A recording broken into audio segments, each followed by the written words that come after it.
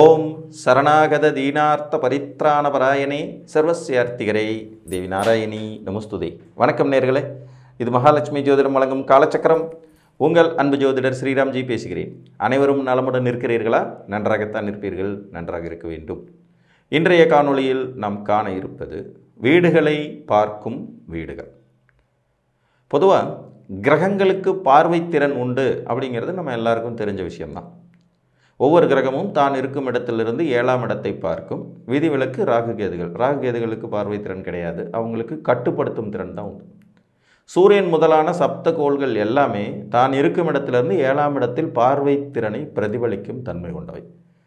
இதுபோக விசேஷமான பார்வைகள் வெளிவட்ட கிரகங்கள்னு சொல்லக்கூடிய செவ்வாய், குரு, சனி, இந்த 3 பேருக்கு உண்டு. செவ்வாய் 4ஆம் இடம், 7ஆம் இடம், 8ஆம் இடத்தை பார்ப்பார். சனி பகவான் 3ஆம் இடம், 7ஆம் இடம், 10ஆம் இடத்தை பார்ப்பார். குரு 5, 7, 9ன்னு பார்ப்பாருன்னு நமக்கு தெரியும். இதெல்லாமே கிரக பார்வைகள். சூரியன் 7ஆம் இடத்தை பார்ப்பார், சந்திரன் 7ஆம் இடத்தை பார்ப்பார். சந்திரன் அதியோகம் வரும். குரு புதன் சுக்கிரன் 7ஆம் இடத்தை பார்ப்பாங்கங்கிறது தெரிஞ்சது. ஆனால் வீடுகளுக்கும் பார்வைத்திறன் உண்டு. குறிப்பாக கேந்திர வீடுகள் அப்படின்னு சொல்லக்கூடிய 1, 4, 7, 10ஆம் வீடுகள், 1, 4, 7, 10ஆம் வீடுகள் மிகவும் வலிமையானவை. இந்த வலிமையான கேந்திர வீடுகள் தங்களுக்கு நேர் 7ஆம் வீட்டை பார்த்து அதை இணைத்து கொண்டு செயலாற்றும் தன்மை கொண்டவை. புரிஞ்சுதுங்களா? மற்ற வீடுகளுக்கு கூட அவ்வளோ பெருசாக பார்வைத்திறன் இருக்கும் அப்படின்னு சொல்லிட முடியாது. ஆனால் அதுக்கும் இருக்கும். அது அளவில் ரொம்ப குறைவாக நம்மளால் உணர முடியாத அளவு இருக்கும். ஆனால் இந்த கேந்திர வீடுகள்னு சொல்லக்கூடிய 1, 4, 7, 10ல் அதுவும் குறிப்பாக 1ஆம் இடம் அப்படிங்கிறது உங்களுக்கு கேந்திரம், திரிகோணம் ரெண்டுலேயுமே வந்துடும்.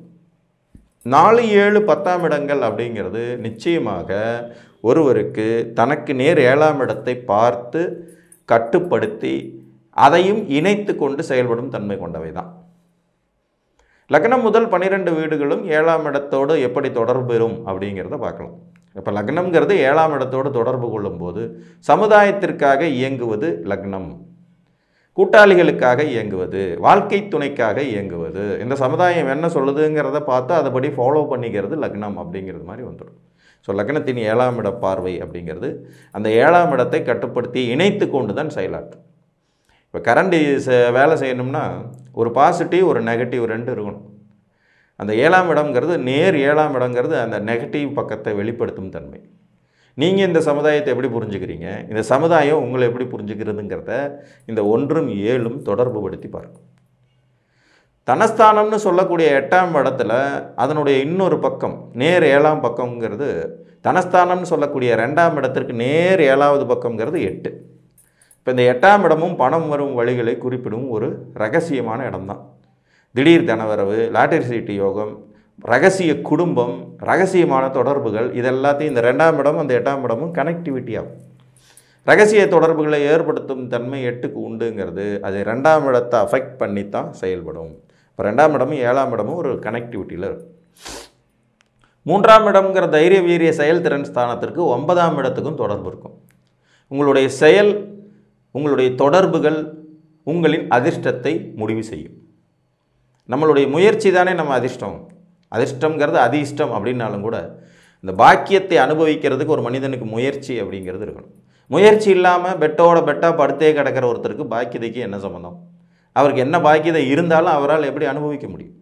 ஸோ நீங்கள் ஒன்றை முயற்சி செய்து அனுபவிக்கும் போது தான், தொடர்பை ஏற்படுத்தி முயற்சி செய்து பார்க்கும் போது தான் அந்த பாக்கியம் என்கின்ற 9ஆம் இடம் உங்களுக்கு ஆக்டிவேட் ஆகும்.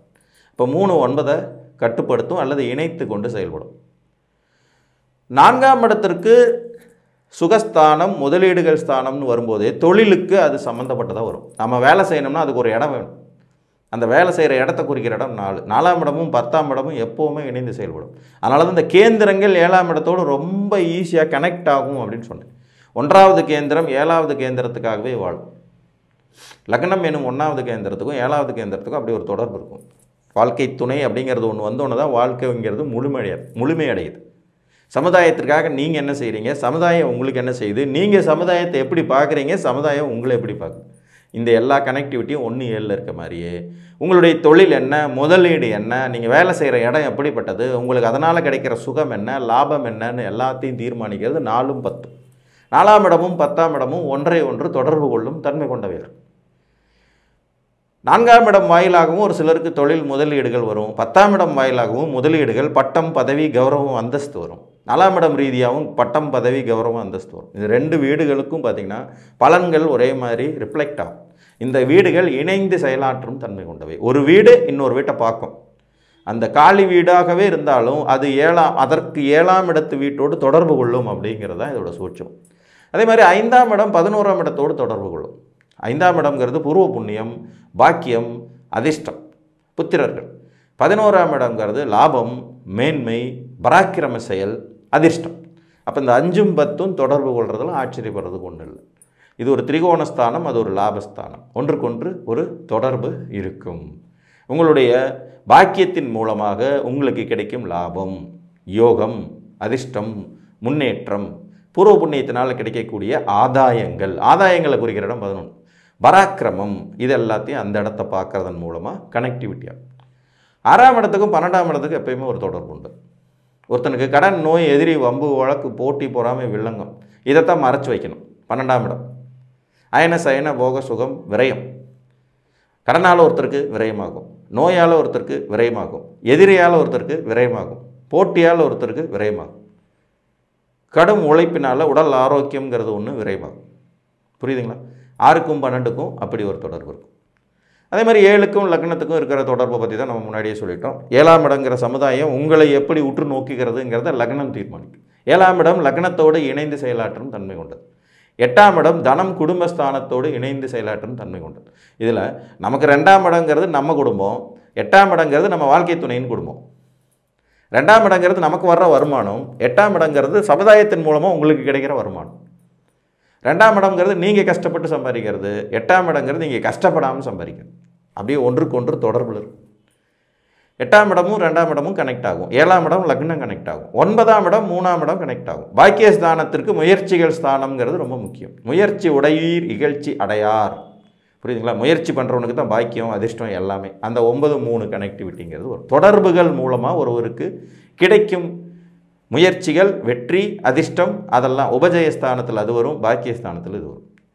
10ஆம் வீடு அஃப்கோர்ஸ் திரும்பவும் தொழில் ஸ்தானம்ங்கிற 4ஆம் இடத்தோடு தொடர்பு கொள்ளும். முதலீடுகள், நம்மளுடைய லாப மேன்மை, வீடு, வசதி, வாய்ப்பு. எதுக்கு தொழில் செய்கிறோம்? சம்பாதிக்கிறதுக்கு. சம்பாதிச்சா என்ன பண்ணுவோம்? வீடு வாங்குவோம், வீடு கட்டுவோம், கார் வாங்குவோம், 10 பேருக்கு சம்பளம் கொடுப்போம், அதனால் பட்டம் கிடைக்கும், அதனால் பதவி கிடைக்கும், அதனால் முன்னேற்றம் கிடைக்குங்கிற இந்த 10ம் 4ம் ஒன்றை ஒன்று நோக்கி கொள்ளும் தன்மை கொண்டு. திரும்ப 11ஆம் இடம் 5ஆம் இடத்தோடு தொடர்பு கொள்ளும். லாப மேன்மை, பராக்கிரமம், இதெல்லாம் பூர்வ புண்ணியம் ரீதியாக தீர்மானிக்கப்படுறது. பூர்வ புண்ணியங்கிற 5ஆவது இடம் வீட்டு ஸ்தானம் தான் இந்த 11ஆம் இடத்தின் பராக்கிரமத்தை தீர்மானிக்க ஒன்றுக்கு மேற்பட்ட லாபம். அதாவது ஆசைகள் உற்பத்தி ஆகிற இடம் 5, அதை முடிச்சு வைக்கிற இடம் 11. ஸோ 5க்கும் 11க்கும் இருக்கிற கனெக்ட். திரும்ப அதே மாதிரி தான் 12ஆம் இடம் 6ஆம் இடத்தோடு தொடர்பு கொள்ளும். விரயத்தினால் கடன் ஏற்படும், விரயத்தினால் நோய் ஏற்படும். அயன சயன போகத்தை ரொம்ப அதீதமாக அனுபவிக்கும் போது நோயை கொண்டுட்டு வந்து சேர்க்கும். விரயம், அலைச்சல், திருச்சல், ஆட்டோமேட்டிக்காக உங்களுக்கு வம்பு வழக்கு பிரச்சனைகளை கொடுக்கும். நிறைய நபர்களை தொடர்பு கொள்கிற ஒரு மனிதனுக்கு, நிறைய பிரயாணம் பண்ணுற மனிதனுக்கு நிறைய சிக்கல்கள் வர்றதுக்கும் வாய்ப்பு இருக்குங்கிறத குறிக்கிற இடம் 6, 12. இப்படி ஒவ்வொரு வீடுகளும் நேர் ஆப்போசிட் வீடுகளோடு, ஒவ்வொரு ஸ்தானமும் ஒவ்வொரு பாவமும் இன்னொரு எதிர்மறை பாவத்தோடு இணைந்து கைகோர்த்து செயலாற்றும் தன்மை கொண்டவை. இந்த இணைந்து கைகோர்த்து செயலாற்றும் தன்மை கொண்டவை நமக்கு எடுத்துரைக்கும் கிரகங்கள் தான் ராகுவும் கேதுவும். இவங்க 2 பேரும் பார்த்திங்கன்னா நேர் ஆப்போசிட்டில் இருப்பாங்க. இவங்க 2 பேரும் இணைந்த கைகள் தான். ஒரே உயிரின் இருவேறு தோற்றங்கள் தான் ராகுவும் கேது. நம்ம புராணங்களில் தெரிஞ்சவங்களுக்கு தெரிஞ்சிருக்கும். சுவர்ணபானுங்கிற அரக்கன் அமிர்தத்தை குடித்து 2ஆக வெட்டப்பட்டு, அமிர்தம் குடித்ததுனால சாகா வரம் வாங்கி அவர் இறைவனை நோக்கி தவம் இருந்து நவகிரக பரிபாலனையை பெற்று சூரிய சந்திரங்களை காட்டி கொடுத்தாங்க. அவங்கள நான் சும்மா விடக்கூடாது, அவங்கள கிரகணங்கிற பேரில் இருளடைய செய்ய வேண்டும்னு வரம் வாங்கி அப்பிரதட்சணமாக வக்கரமாகவே எப்போதும் பின்னோக்கி செயல்படும் தன்மை கொண்ட இந்த ராகுவும் கேதுவும் இருக்கிற வீடுகள் பாருங்கள், ஆட்டோமேட்டிக்காக கனெக்ட் ஆகும். ராகு இருக்கிற வீட்டுக்கு நேர 7ஆம் இடத்துல கேது இருப்பார். இது நிழல் கிரகங்கள். அதே மாதிரி தான் இந்த வீடுகள் ஒன்றுக்கொன்று தொடர்பு கொள்வதும் கிரகங்கள் வாயிலாக அல்லாமல் வீடுகளின் ஸ்தானங்களின் வாயிலாகவே செயல்படும். இப்போ ஒரு லக்னபாவகம் செயல்படுதுன்னா 7ஆம் பாவகம் இருந்தால் தான் லக்னபாவகம் செயல்படும். ஆளே இல்லாத ஒரு தனித்தீவில் நீங்கள் செயல்பட்டால் என்ன, செயல்படலைன்னா என்ன? சமுதாயங்கிற ஒரு விஷயம் 7ஆம் இடம்ங்கிறது இருக்கிறதுக்கு தான் நீங்கள் செயல்படணும். வாழ்க்கை துணைக்காக தான் நீங்கள் செயல்படுறீங்க, கூட்டுக்காக தான் செயல்படுறீங்க. இந்த செயல் திறனை ஒன்றுக்கொன்று ஆப்போசிட் வீடுகள் பார்ப்பதன் மூலமாக, இணைத்து கொள்வதன் மூலமாக செயல்படுத்தும் என்று கூறி மீண்டும் ஒரு காணொலியில் உங்களை வந்து சந்திக்கும் வரை உங்களிடமிருந்து அன்புடன் விடைபெற்றுக் கொள்வது உங்கள் அன்பு ஜோதிடர் ஸ்ரீராம்ஜி. நன்றி, வணக்கம்.